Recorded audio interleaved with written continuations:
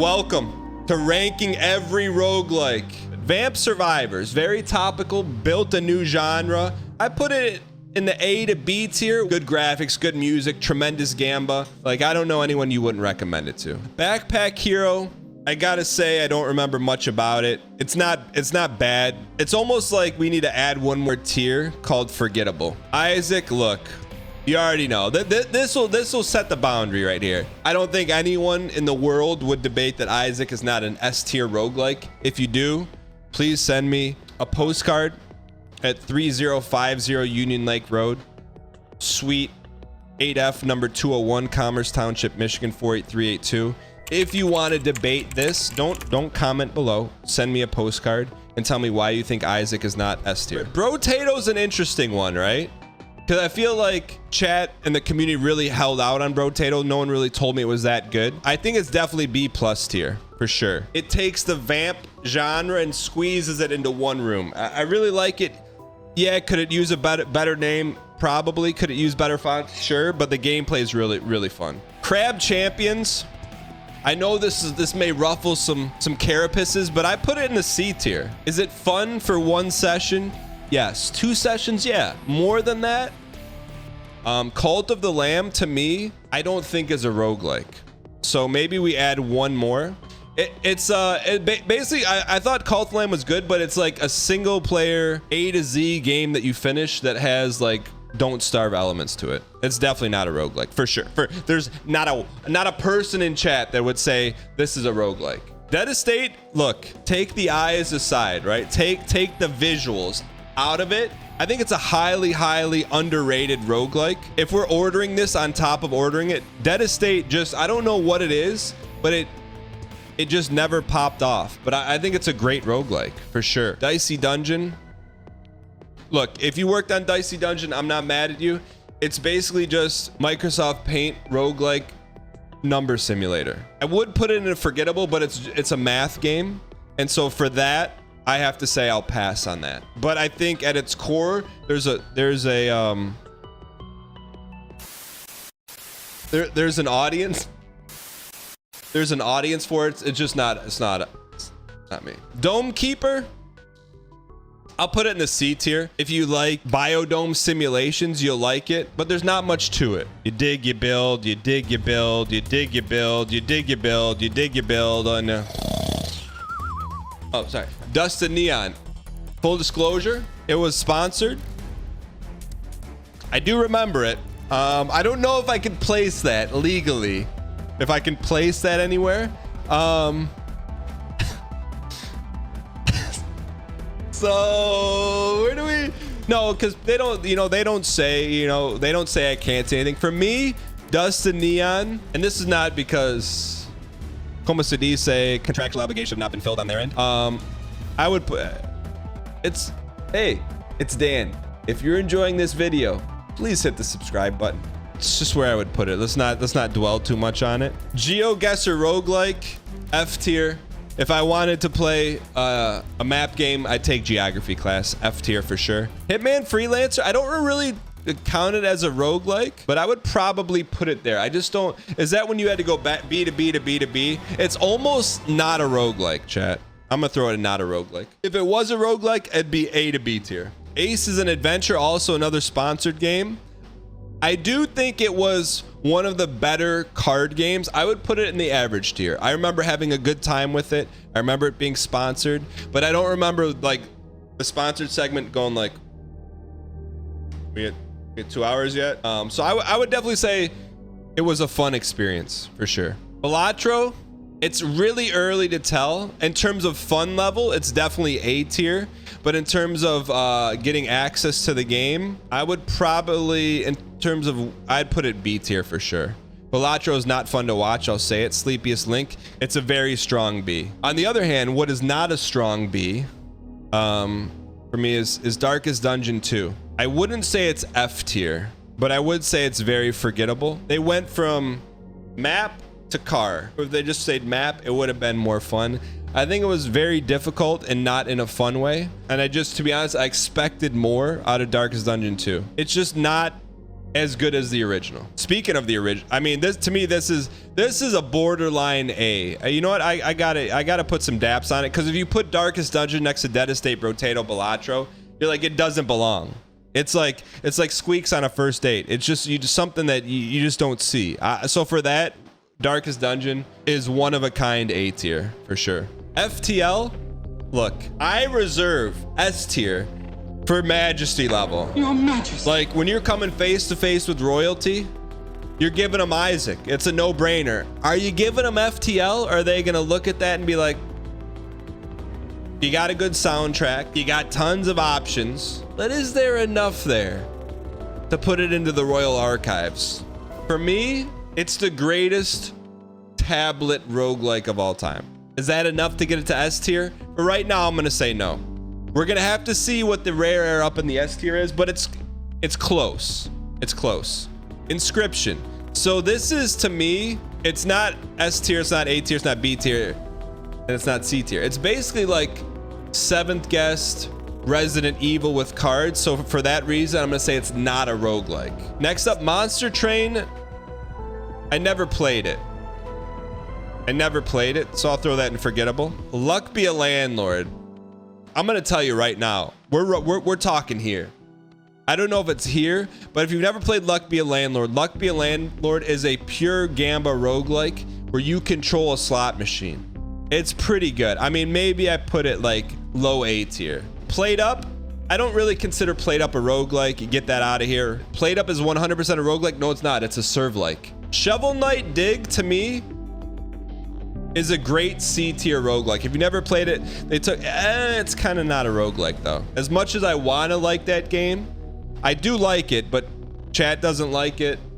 It's not a roguelike. Next up, couple more. Void Ego, one of the newest action roguelikes to come out. I think what holds Void Ego back, in my opinion, it's like they chefed up the macaroni a lot, right? So like the macaroni noodles, instead of being yellow, they're like neon. But I think it is better than Crab Champions and Dome Keeper. So I put it in the C tier. Like we could play a couple runs of it and it's gonna be fun.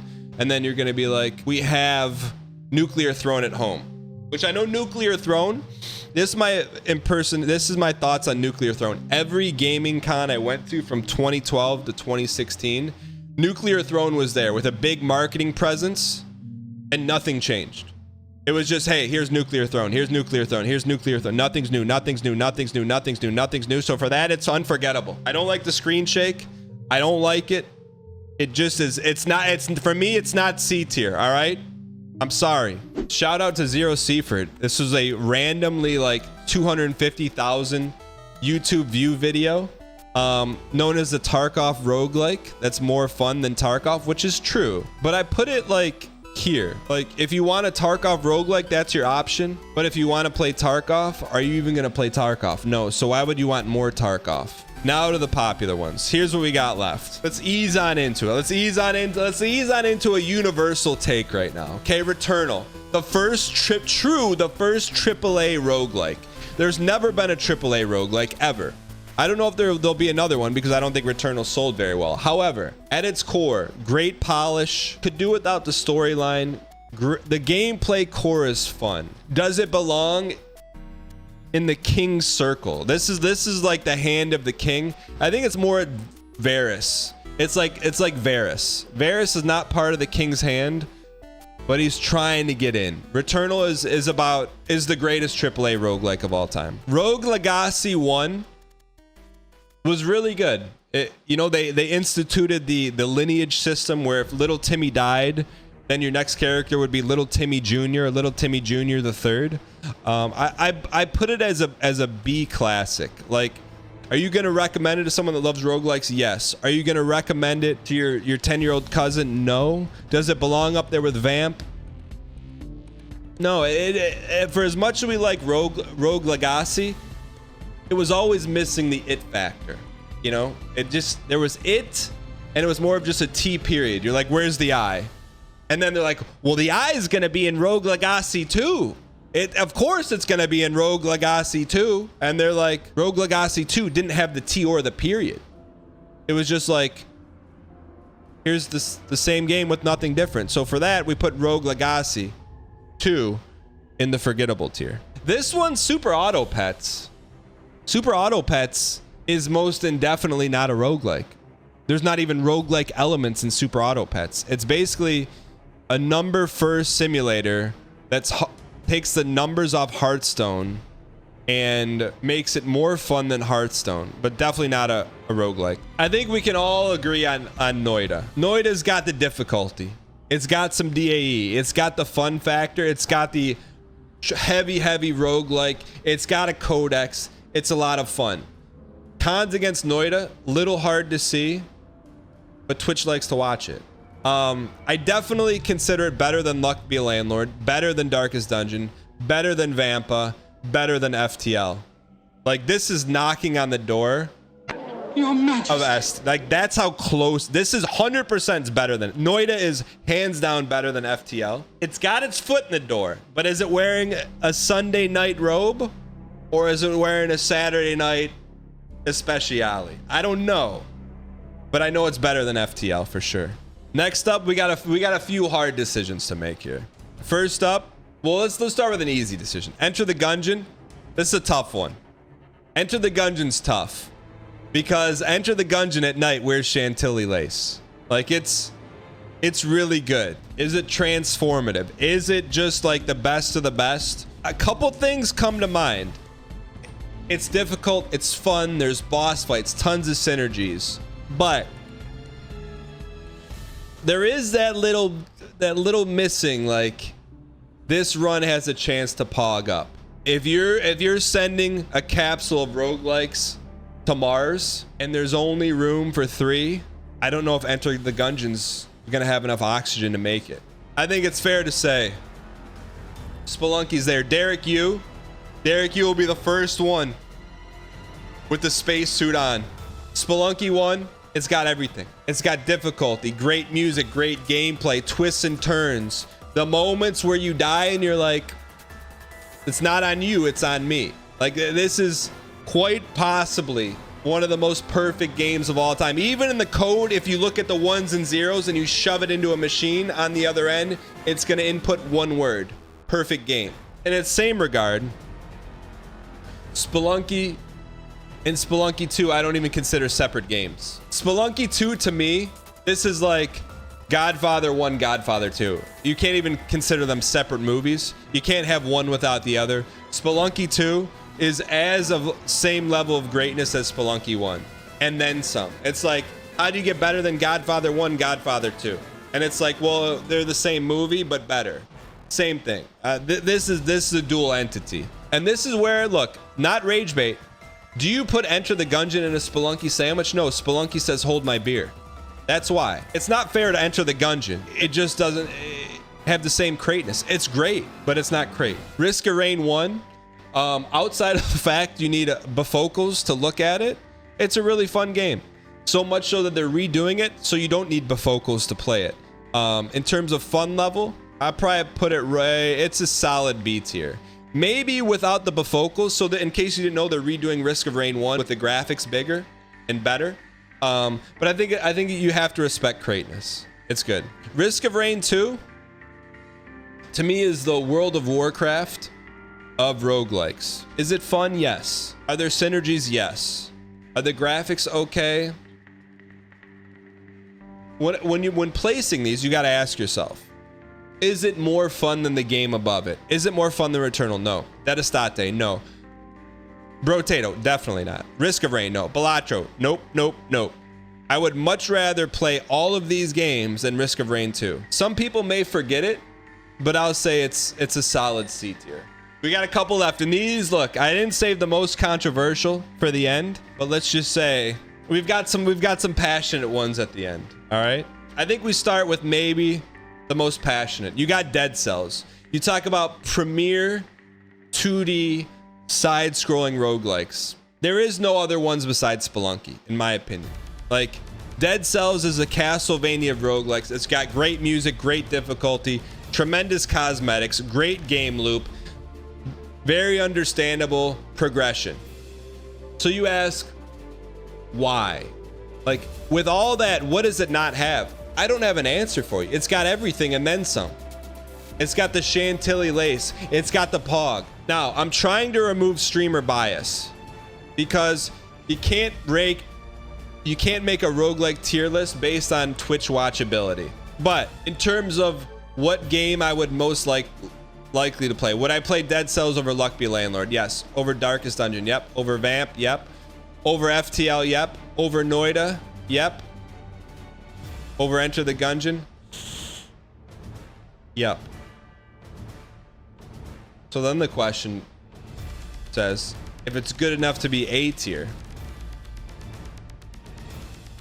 does it belong in the S tier? It's worth the discussion. If the only reason that it wouldn't get a seat in the toppest tier of roguelikes is because people don't like watching it as much on Twitch, is that a real reason to deny Dead Cells a seat on the first rocket ship to Mars? I don't know. So you've got, when you're deciding what roguelikes you're gonna send to Mars, you can't worry about people watching it on Twitch. So for that reason, Dead Cells is without a question in the S tier of roguelikes. This one was hard because you got to take out your personal goals out of it. It's just a great game. What does it not have? It's got everything. Slay the Spire, arguably the best card roguelike of all time. It's beloved, right? Slay the Spire. Name a better card roguelike. You can't. You really can't.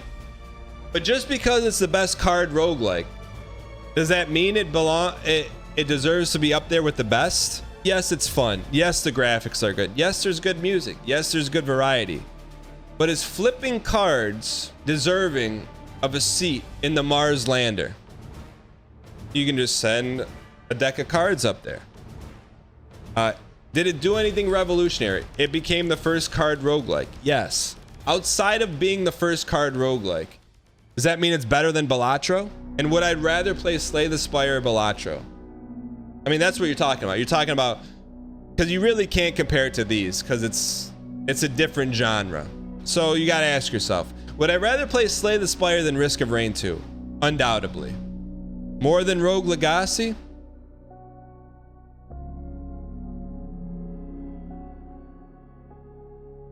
So does it belong in the B tier? I don't think so. I don't think it belongs in the B tier.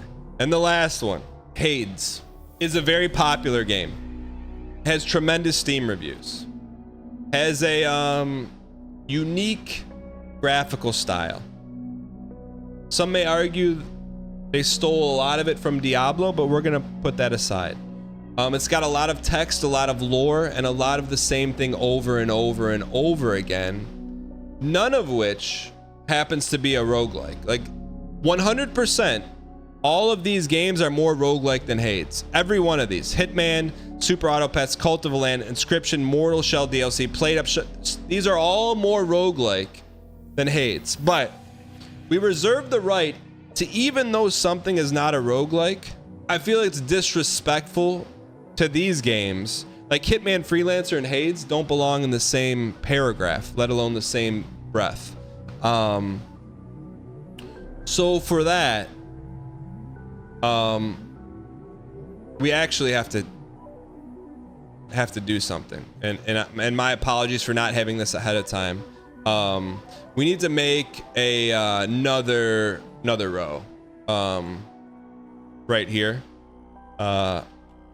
called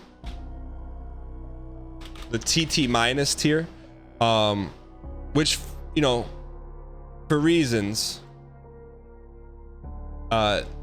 it's not a roguelike and it's not F tier. Like, I don't know what you get in school for less than an F, but that's where Hades belongs to me. The graphics, no thank you. Color palette, no thank you. Zero roguelike elements. It's a story game and it's not really fun. So for those reasons, it's trash tier minus. So, but let me know what you think in the comments below. We put our heart and soul into this list. Roguelikes next to Souls-likes are our favorite genre of game. It's personal. You know, for me, this is personal. It's like bearing my soul. It's like sharing you my deepest, darkest secrets. It's right here in a tier list for you.